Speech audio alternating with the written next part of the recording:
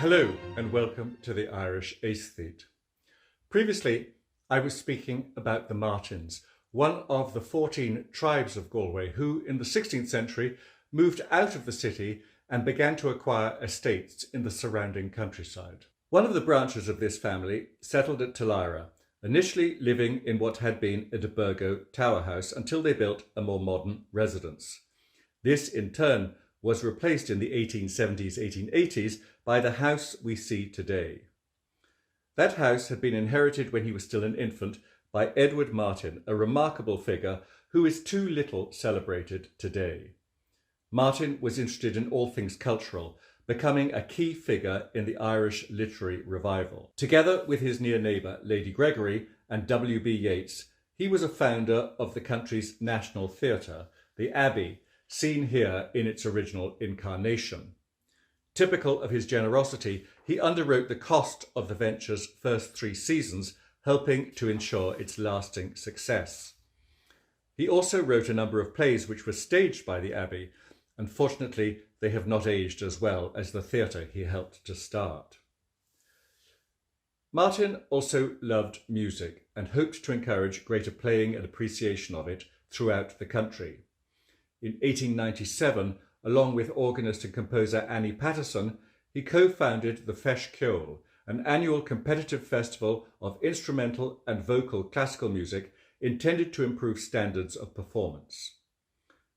125 years old next year, the Feis Ceoil continues to be held and can count amongst its many performers not just the great Irish tenor John McCormack, but also James Joyce, who in 1904 won a bronze medal for his singing. An ardent Roman Catholic, Edward Martyn also wanted to improve the calibre of liturgical music in Irish churches, not least the pro-cathedral in Dublin. He was especially fond of Renaissance polyphony, as exemplified by the compositions of Palestrina, which was also championed at the same time by Pope Pius X. To that end, Martyn provided the funds to establish a boys' choir at the pro-cathedral, and directed by a music teacher, Dr. Vincent O'Brien, who had already worked with a similar body elsewhere in the city. Officially inaugurated in January 1903, once again, the Palestrina choir continues to the present day. The need for improvement in Ireland's visual arts likewise came to Edward Martyn's attention, and so he was closely involved with the establishment of a stained glass cooperative studio, An Tór Glynn, the Glass Tower. This again opened in 1903 and continued in operation until 1944. Martyn, like others, was concerned at the poor quality commercial glass being imported from England and Germany and installed in Irish churches. This especially came to his attention because he was deeply involved in the decoration of the newly constructed St. Brendan's Cathedral in Loch Ray, less than 15 miles from Martyn's home, Tulira Castle. In large measure, thanks to his interventions and subventions, Loch Ray Cathedral is perhaps the greatest repository of Irish Celtic Revival workmanship in the country still. Not least, this is because many of the windows are filled with glass from An Tór Glynn. And then there are the 24 embroidered banners created for St. Brendan's by the Dunema Guild, another studio founded around the same time by, among others, 2 of W.B. Yeats's sisters, Elizabeth and Lily. Martyn himself collected art both old and new. Thanks to trips to Paris with the writer George Moore, a cousin and sometime friend, they were inclined to fall in and out with each other, he was encouraged to buy what would then have been deemed very avant-garde French pictures, including this Degas pastel. He eventually bequeathed his collection to the National Gallery of Ireland, not least a fine Monet from 1874 showing Argenteuil Basin with a sailboat in the distance.